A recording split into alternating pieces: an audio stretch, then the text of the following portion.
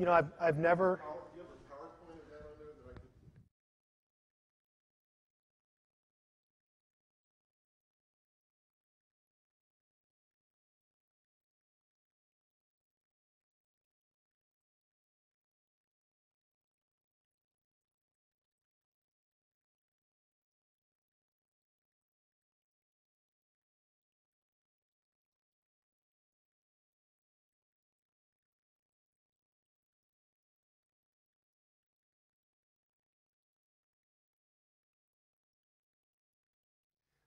Session number 6, as I roll up my sleeves and get ready here, is what really happened at the Council of Nicaea. This is going to be pretty straightforward, just essentially exactly as I have it up here. I do need to credit someone, and I will when I get to the particular point, for a lot of this material. I'm not a historian by training, and this is going to be largely historical. I'm basically a text person, although I have one degree in ancient history, but it's not my real focus. But I think I'll be able to communicate some good material from a friend of mine who was gracious enough to allow me to use it. The focus here again are some statements to begin in the Da Vinci Code about the Council of Nicaea. Again, drawing from the dialogue, Teebing says, Jesus' establishment as the Son of God was officially proposed and voted on by the Council of Nicaea. Sophie says, hold on, you're saying Jesus' divinity was the result of a vote? A relatively close vote at that, Teebing added. Well, we'll see. Other assertions about Nicaea in the Da Vinci Code. One was, you'll get a very strong feeling that the council was controlled by Constantine. Very hard to read the book and not come away with that impression. Second, that Constantine never truly converted to Christianity, but was a lifelong pagan. That is something that the book makes a point of. Third, that the council, under orders from Constantine, dictated which books got into the New Testament. This is more heavily put forth by Brown's sources, but it is suggested in the book, so I'll include it.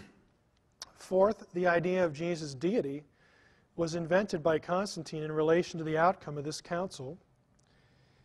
5, Jesus' deity was decided upon by a close vote. So these are the points of contention. And again, I do want to credit Dr. Ronald Heine, who was at the Puget Sound Christian College here in the local area, because a lot of this stuff is adapted from his presentation on this topic. He is an early church scholar. But let's just jump in here, since we've credited him. Constantine and the Christian faith. Constantine's conversion does get associated with an incident that happened at the Milvian Bridge in a battle near Rome against Maxentius, the emperor of the Western Roman Empire. Again, if you remember your world civ, the Roman Empire was divided into two portions. There was an east and a west. And at certain points, they were both ruled over by emperors. There wasn't just one. Constantine had prayed for divine help against Maxentius and had seen some kind of vision in the sky. Again, we've probably heard this story, which he or his advisors interpreted as coming from the Christian God. We don't really know what it was, for sure. Constantine's victory at the Milvian Bridge appears to have influenced him toward a policy of favoring Christianity. Now, this much is pretty well agreed on by all parties. The real issue is what happens with Constantine afterwards. Does this have any lasting effect? Well, the Da Vinci Code would say no. He didn't convert. He just went back to being a pagan and decided to use Christianity for political gain. And that's what we're here to question. Prior to Constantine's victory, Christianity had been an illegal religion. Christians were deprived of property rights, legal rights of assembly. They didn't have appeal in legal proceedings. And Constantine had been a worshiper of the sun god. This much is clear. The short-term results of Constantine's victory are that he did, in fact, maintain allegiance to the sun god. There's no evidence immediately that he had this really long-lasting conversion or even a dramatic conversion at all. However, despite the fact that he does continue this allegiance, and there's evidence from the coins to credit the sun god, he quickly began to grant privileges to Christians. He began to change Roman policy. Specifically, in February of 313, he met Licinius, the emperor of the eastern section of the Roman Empire in Milan, and they together issued what has become known, if you remember your history of Civ again, as the Edict of Milan. He also began giving large gifts to the church and favoring Christian clergy. So there is some sort of change, some sort of impact, not what you'd really call a long-lasting or profound conversion, because he's also maintaining loyalty to the sun god. Now, the Edict of Milan in 313 was not just aimed exclusively at Christians. It was an edict of toleration for all religions. Our purpose, the two of them, Constantine and Licinius, say at the beginning of the edict, and of course we have the edict, our purpose is to grant both the Christians and to all others full authority to follow whatever worship each person has desired. So it's an edict of toleration, just generally. Christians specifically are given legal rights in the edict, and it orders that all property that had been confiscated from Christians should be immediately returned without demand of payment. What about Constantine and Sunday? This is another claim in the Da Vinci Code. And again, it's something that we're talking about it here because we're trying to follow a loosely chronological flow as Constantine's life touches on things that the Da Vinci Code claims. In 321, Constantine ordered that Sunday, the day on which Christians worshiped, would be kept free of legal proceedings. It used to be, before he did this, that Christians could be dragged into these legal proceedings on their day of worship, and if they objected, it's like, who cares? You're just a Christian. Constantine passed legislation that prevented that from happening. The Da Vinci Code, though, is incorrect when it says that Constantine named the Christian day of worship Sunday in honor of the sun god, and also when it suggests that he changed the day on which Christians worship from Saturday, the Jewish Sabbath, to Sunday. These are both claims made in the book. How do we know that's wrong? Well, the early church fathers who were living and writing before Constantine was ever born said this: on the day called Sunday, there's the Sunday, all who live in cities and in the country gather together to one place. This is Justin Martyr speaking again about Christians in his Apologia. Justin also says very clearly that Christians did not observe the Sabbath. They worshipped on Sunday. In the letter of Barnabas, again mid-2nd century, the first day of the week on which Christians worshipped is referred to as the 8th day to contrast it with the Sabbath. Again, these are all primary texts that basically show us that the Da Vinci Code's revelation is incorrect. Now, what about his real conversion? Or this is what I'm sort of terming his real conversion. Until 323, Constantine apparently maintained some sort of allegiance to the sun god. But there is evidence that at that time he began turning more completely to Christian God, to Jesus, and so on and so forth. In 323, Constantine faced Licinius, emperor of the eastern section of the empire. Again, he was a worshiper of the traditional Roman gods, so now they're fighting. Before they had been issuing a nice edict, and now they're enemies. The decisive battle between them took place on September 18, 324, just 8 months before Nicaea. Constantine won the battle, became sole emperor, and there is evidence that this victory really prompted him to follow the Christian God. Now, this is from Eusebius's Life of Constantine. Eusebius was an ancient writer who recorded some of these events in early church history. The chapter there in Roman numerals, I believe, I hate Roman numerals, 55, I think. Quotation is long, but it's significant. And now I beseech thee, this is Constantine speaking. This is what's being recorded. I beseech thee, most mighty God, to be merciful and gracious to thine eastern nations, to thy people in these provinces, worn as they are by protracted miseries, and grant them healing through thy servant. Not without cause, O holy God, do I prefer this prayer to thee, the Lord of all. Under thy guidance I have devised and accomplished measures fraught with blessings. Preceded by thy sacred sign, he's alluding back to this thing he saw at the Milvian Bridge. I have led thy armies to victory, and still on each occasion of public danger I follow the same symbol of thy perfections while advancing to meet the foe. Therefore, I have dedicated to thy service a sole duty, tempered by love and fear. For thy name I truly love. While I regard with reverence the power of which thou hast given abundant proofs to the confirmation and increase of my faith, I hasten then to devote all my powers to the restoration of thy most holy dwelling place, which those profane and impious men have defiled by the contamination of violence. He continues in the next chapter, my own desire is for the common good of the world and the advantage of all mankind, that thy people should enjoy a life of peace and undisturbed concord.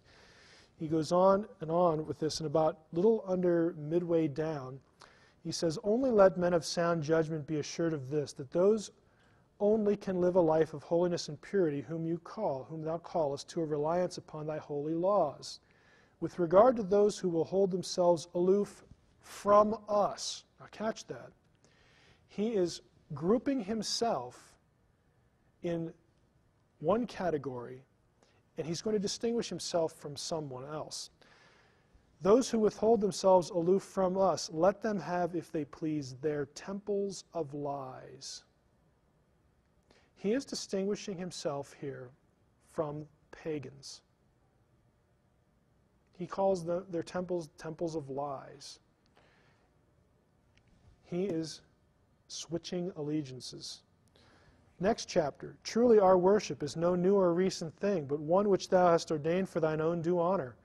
From the time when, as we believe, this system of the universe was first established, and although mankind have deeply fallen and have been seduced by manifold errors, yet, catch the quote, yet hast thou revealed a pure light in the person of thy Son. He is clearly not aligning himself with pagans at this point. They worship in the temple of lies. They don't do what we do, us, them. This is much stronger than it had been up to this point. What about Constantine's deathbed baptism? The Da Vinci Code asserts that Constantine was not baptized until he was near death and too frail to prevent it from being done. Teabing says that. According to Eusebius's Life of Constantine, there you have the reference, Constantine postponed baptism until he was near death. That is true. But there's no evidence that it was done against his will. In other words, he's not like fighting against it. That has to be inserted into the account. Delaying baptism was actually not an uncommon thing in the early church. The fathers didn't like it, but it was actually pretty common. As late as the 5th century, baptism was often postponed to avoid the responsibilities it incurred, basically spiritual laziness. Public proclamation, if I do this, then certain things are going to be expected of me, and I don't know if I really want to go through with that. And Constantine was apparently one of those. In the late 4th century, Gregory of Nyssa preached a sermon called Against Those Who Put Off Baptism. So this was a big enough problem that Gregory devotes a whole written sermon to it that, of course, gets circulated. Council of Nicea. The Da Vinci Code asserts that the idea that Jesus was God cannot be found prior to Nicea. We've dealt with that in session 5. Primary source material from the early fathers also illustrates the error of the Da Vinci Code and Brown's sources and sets the stage for what Nicaea was really about. It was well known by the 2nd century AD that Christians considered Jesus to be divine far more than a man. We get this from pagans. There is pagan testimony to the fact that Christians worship Jesus as God well before the time of Constantine. This is from Pliny the Younger to the Emperor Trajan, 1st decade of the 2nd century AD. Pliny writes, again in his letter, meanwhile, in the case of those who were denounced to me as Christians, I have observed the following procedure. I interrogated these as to whether they were Christians. Those who confessed, I interrogated a 2nd time and a 3rd time, threatening them with punishment. Those who persisted, I ordered executed. For I had no doubt that whatever the nature of their creed, stubbornness and inflexible obstinacy surely deserved to be punished. There were others possessed of the same folly, so on and so forth. Because they were Romans, I couldn't kill them. Remember Paul, this actually saves Paul's life in the book of Acts, the fact that he's a Roman citizen. It's alluded to right here. They asserted, however, that the sum and substance of their fault or error had been that they were accustomed to meet on a fixed day before dawn, and sing responsively a hymn to Christ as to a God. Okay? This is a pagan source, Pliny. We get it from early Christians as well. I'm only going to give you 2 examples here.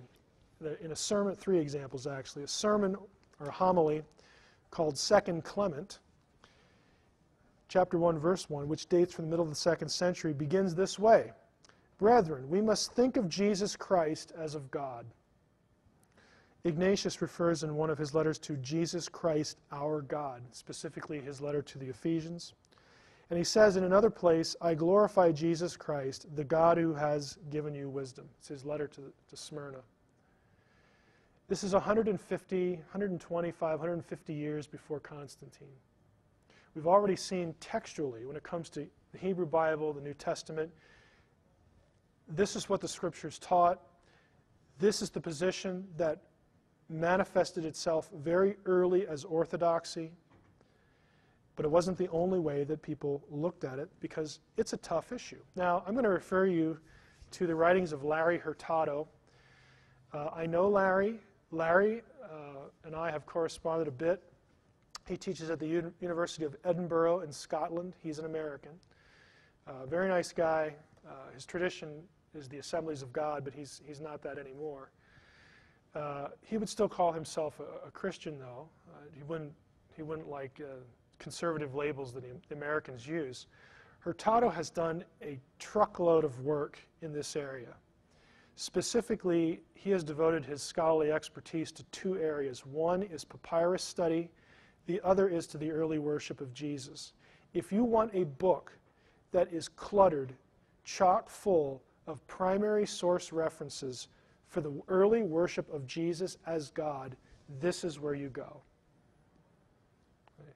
Larry is also one of the scholars I know who's read my dissertation. We go back and forth on that. I've gotten him to change his mind over a couple things, but I'm still working on 1 or 2 more. I don't know if you'll ever see this, but give him a little ribbing there. But he's a wonderful guy, just does great work. And if you want primary source material, he's the guy. That's where you should go. The struggle that led to Nicaea, how to articulate Jesus as a divine being. This is the problem. You know, we see the text, we see these passages. I took you through a number of them before, and it's like, well, how do we put this into words? How do we express, you know, a father and a son who are both Yahweh? And how do we be monotheists while we're doing that? And what about when one prays to the other? And the whole thing about becoming a man. I mean, this is mind-bending stuff. The texts themselves, if you really look at them closely, now that you've been exposed to them, there are a number of texts that are fairly clear that there's some two-ness going on here. But the problem was how to articulate that. What does that mean? Yeah, that was tough. So what did the Scriptures teach in this regard? The first view, and this is the view that was the dominant view. It's the view that has become recognized as orthodoxy.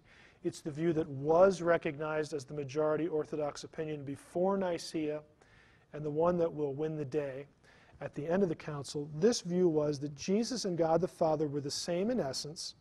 Both had therefore always existed. That's a key element. However, they were distinct persons. View number one. I'm not going to read the whole thing here, but there was discussion both in Jewish writings, Philo, his discussion of Logos, and New Testament passages, that the Logos was, again, the second deity entity. And the question was, chronologically, where does the Logos come from? Did the Logos have a beginning? Or was the Logos always with God and God just brought the Logos forth? This view said he was always there and God brought him forth. Other views said he came into existence at some point. View number two said Jesus was God the Father. Now catch the distinction. First view says Jesus and God the Father are the same in essence, but they're distinct persons. The second approach was just to say, well, Jesus is just the Father. He is the Father. The Son is the Father. Now the problem with that became known as modalistic monarchianism, was that it raised some difficult points. Middle paragraph. The view solved the problem of worshiping God and Jesus. Hey, they're the same guy. No problem there. You were worshiping only one God because Jesus was God the Father. However, it created other problems. If Jesus were God the Father, then God the Father suffered and died on the cross. I mean, how can you have that happen if it's the same being? Totally. How can he lay dead in a grave for 3 days? How could that be? To whom did Jesus pray? I mean, is Jesus praying to himself then? So it just created problems, and it was not accepted, but it was around prior to Nicea. View number 3 said Jesus was not God. He was also not man. He was something in between. Jesus was a human being like all other human beings, except that he had been born of a virgin. Because Jesus was a very religious man, he was chosen by God, and a special power called Christ descended on him.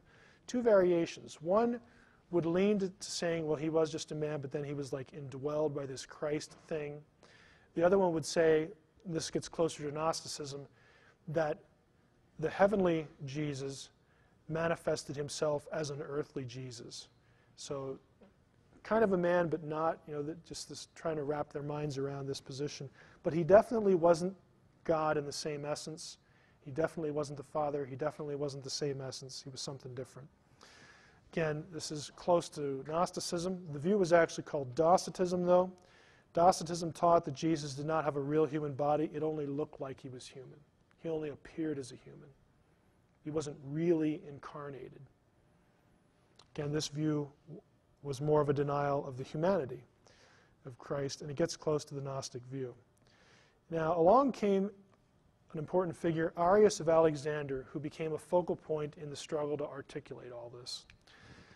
How to assert that Jesus was God and worship him and still claim monotheism. Arius was a presbyter in Alexandria, Egypt, under the jurisdiction of Alexander, Bishop of Alexandria. Sometime before 318, Alexander began to dispute what Arius was teaching about Christ, and he called a synod to discuss the matter, and the synod condemned Arius. Now that synod was not Nicea, something that happened earlier, because Alexander was a little concerned about his understudy here. Arius' writings have not been preserved, but a few things have been preserved in the writings of the church fathers who wrote against him. Athanasius quotes a creed that Arius and his followers sent to the bishop Alexander. And an excerpt here, this is Arius' position. We recognize one God who alone is unbegotten, eternal, without beginning, true, immortal, wise, good, sovereign, judge of all, governor, administrator, unchangeable and unalterable, just and good. Lots of adjectives there. He is God of the law, the prophets, and the New Testament. He has begotten an only begotten Son before eternal times. That's an odd phrase. How can eternity have time? Before eternal times, through whom also he has made the ages and the universe. The Son was begotten, not in appearance. So that Arius is denying a Gnostic element here. Catch that.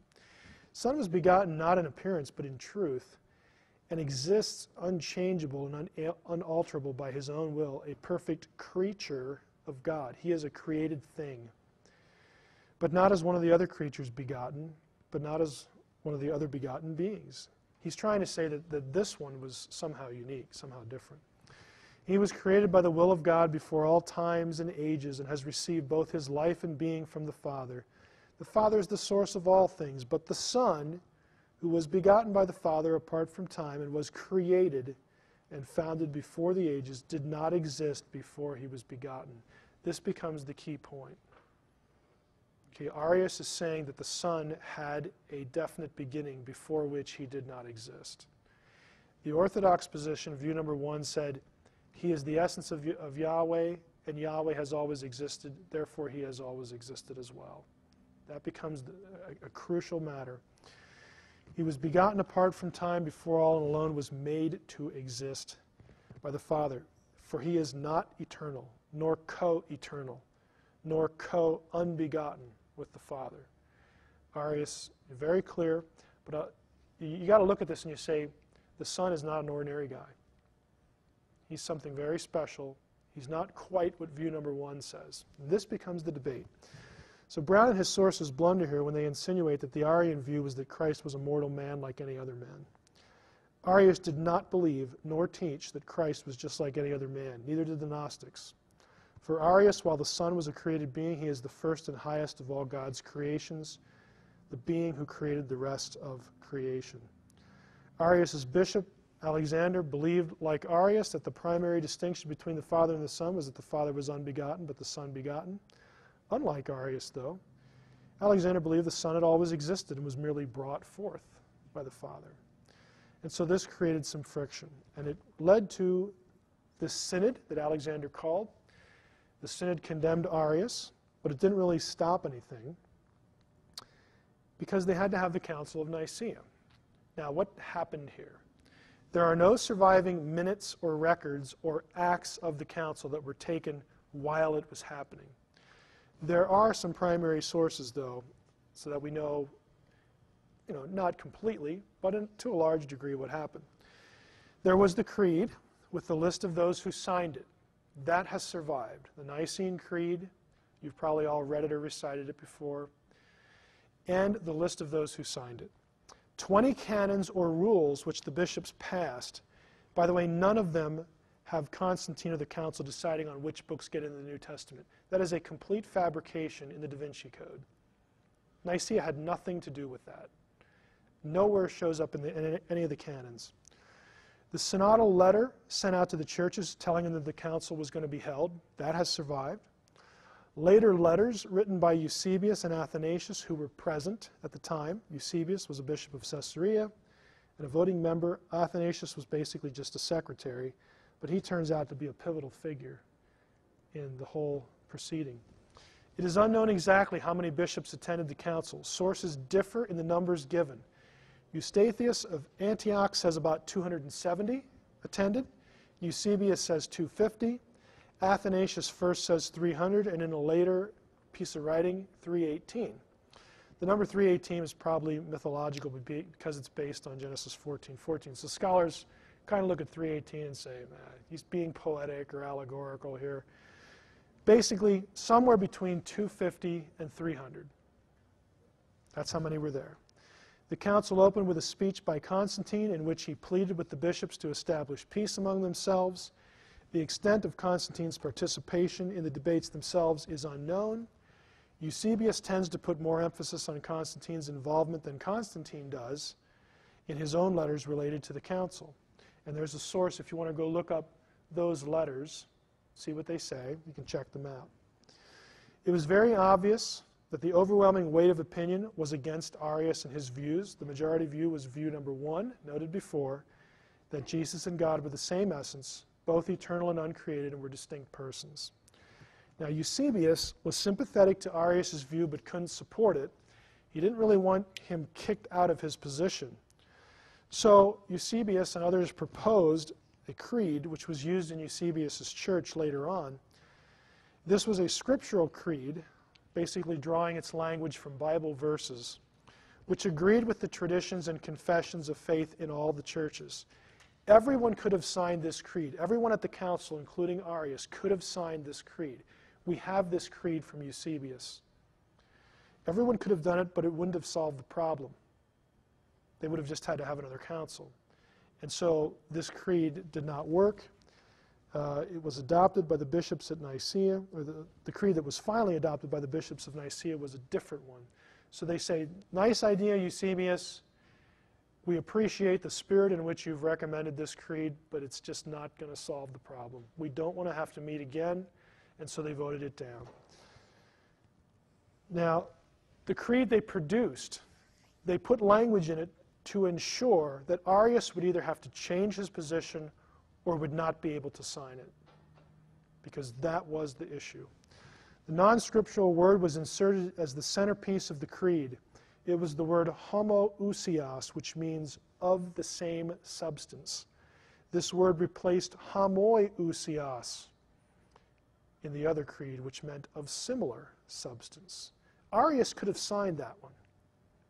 He could not have signed homoousios, of the Father and the Son were of the same essence. Okay, so they changed that word. It's kind of interesting. If you look at the word, there's only one letter difference. One letter made all the difference in the world as far as the council was concerned. The creed, therefore, asserted that the Son was of the same essence as the Father.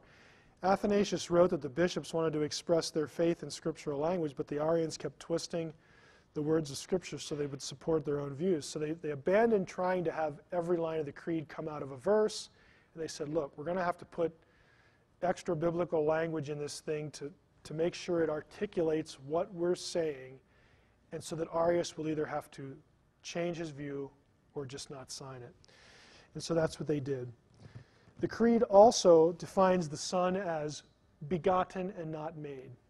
Now, remember when Teebing said, yes, the deity of Christ was decided upon by a vote, and a very close vote indeed. Yeah, 2 or 3 of the bishops that we know were there didn't sign it. Remember, there were between 250 and 300 there. That is not a close vote. What, 248 to 2? It's just not a close vote. I don't know how else to say it. It's just disinformation at that level, in that part of it, that part of the book. Constantine in the New Testament. The Council of Nicea in and of itself had nothing to do with determining which books got in the New Testament. Again, none of the canons even mention this.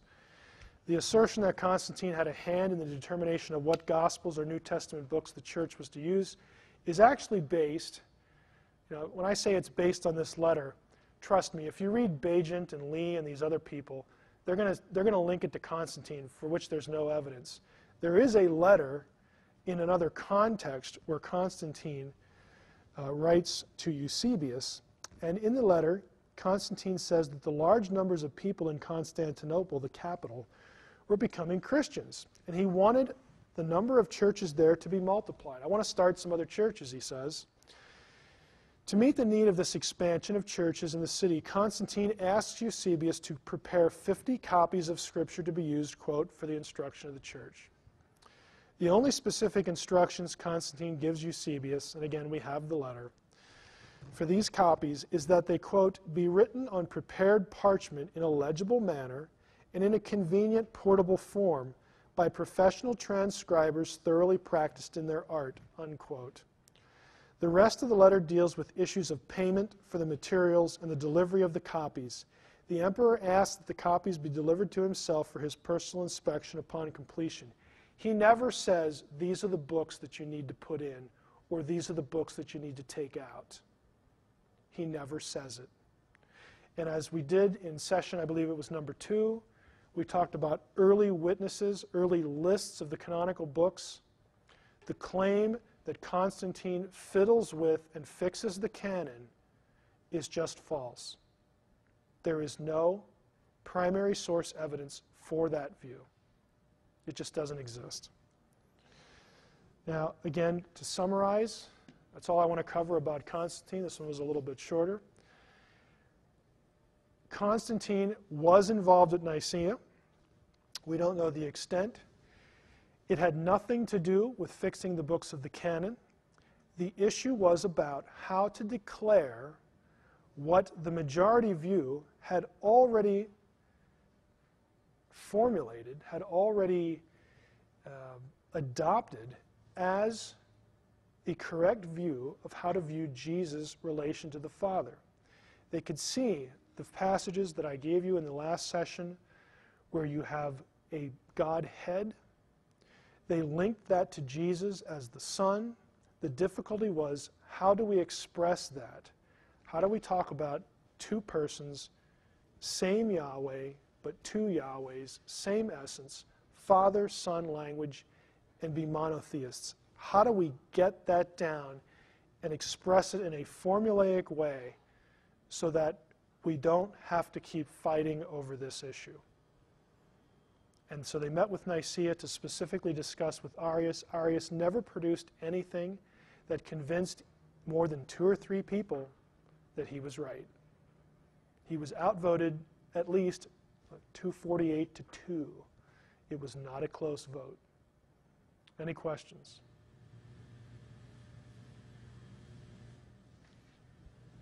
Okay, seeing none, let's take a few minutes, and we will come back for number 7.